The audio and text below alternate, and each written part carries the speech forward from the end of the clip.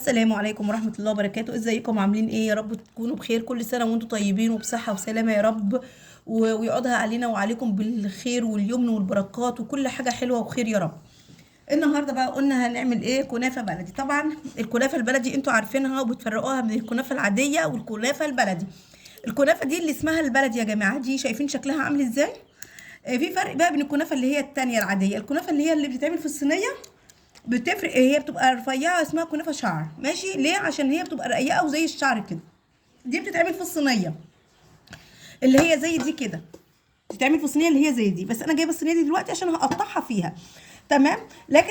لكن بقى الكنافه ديت اهو. احنا دلوقتي هنعمل ايه فيها دلوقتي؟ احنا دي بنعملها كده في الحله وبنحطها كده وخلاص؟ لا، حاجه تاني. دي ما بتتعملش الا بالسمنه، ماشي؟ انا طبعا عندي زيت اللي هو زيت الحلو دوت، اللي هو زيت الذره، وزيت عندي جميع انواع الزيوت الحلوه. بس برضو مش هتبقى حلوه زي الايه لما تتعمل بالسمنه، اي نوعيه سمنه، ماشي؟ دي معلومه برضو. حاجه تاني، احنا دلوقتي هنقطعها، هنمسكها نقطعها برضو كده.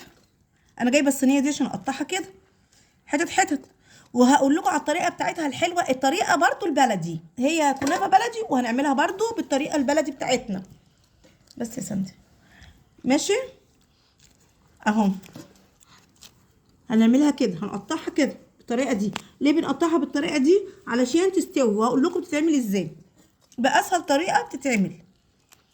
اهو خليكم معايا اهي كده اهي.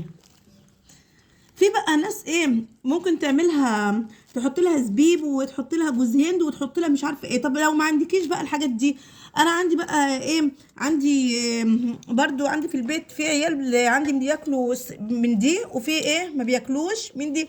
فعادي بقى، فانا هعملها بايه؟ عندي سكر بس، فهعملها بالسكر بس. فهقول لكم على الطريقه اللي ايه اللي انا بعملها بيها. اهي بنقطعها كده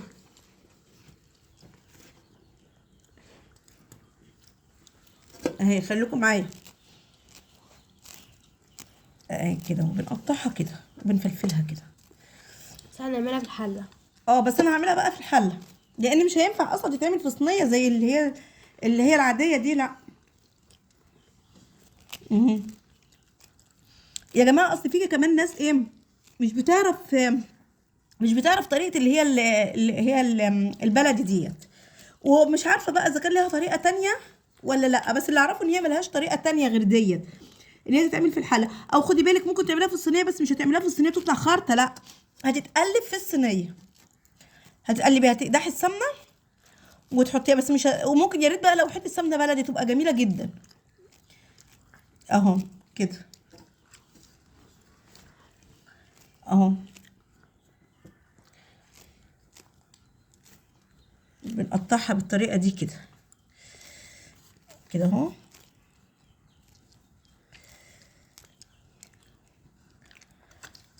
اهو كده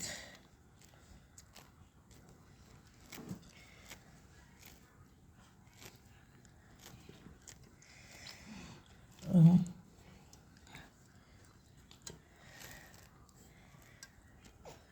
اهو كده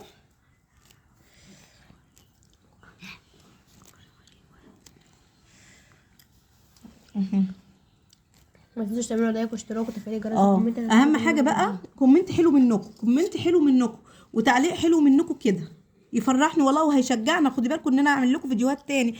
طبعا يا جماعه انا بعمل الفيديو دوت مش مثلا عشان خاطر انا عارفه ان كنتوا مش بتعملوه، لا، علشان مثلا قناتنا تكبر، فاهمين؟ فانا مش هينفع ان انا ما اعملش فيديوهات، لازم ان انا اعمل فيديوهات عشان قناتنا تكبر بيكم ومعاكم طبعا. انا كده اهو قطعتها يا ساندي ايديكي اهوت، زي ما قطعناها كده اهوت، ماشي؟ هنعملها بقى ايه بالطريقه بتاعتنا. انا هروح دلوقتي على البوتاجاز وهنعملها مع بعض الحله بتاعتنا، ماشي؟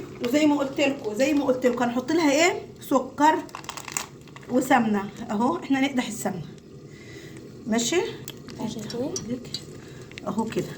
انا مش لازم بقى تغرق سمنه جامد هي احنا كده حطينا سمنه، لو عايز سمنه تاني هحط لها، ماشي؟ خليكم معايا خليكم معايا. بس لا، انا حاسه ان عايزه سمنه تاني، ثواني.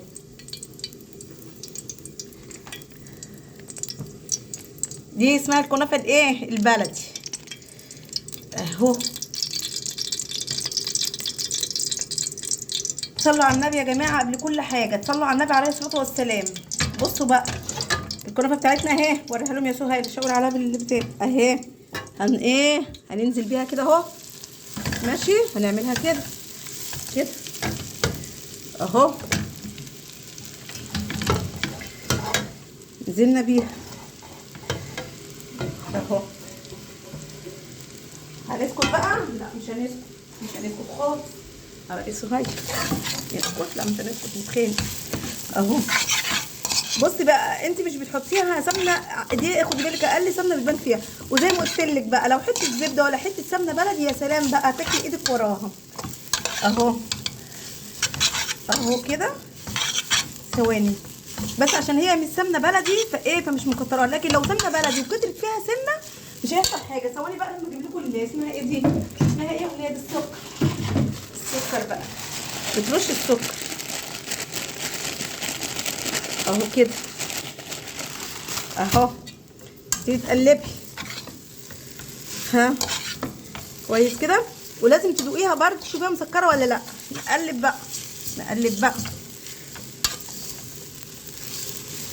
اهي كده. اللهم صل على النبي. بصوا بقى هتبتدي تترى معاكي وتدوقيها. حاسه ان عايزه سكر، مش هينفع تعمليها مسخه اهي. تقلبي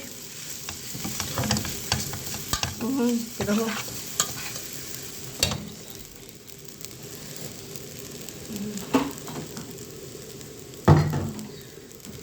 اهو كده اهو.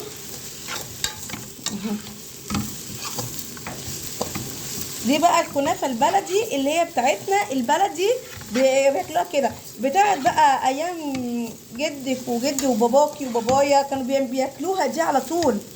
الفرنك ديت يا جماعه طلعت قريب، يعني طلعت على ايامنا احنا، لكن ديت قديمه.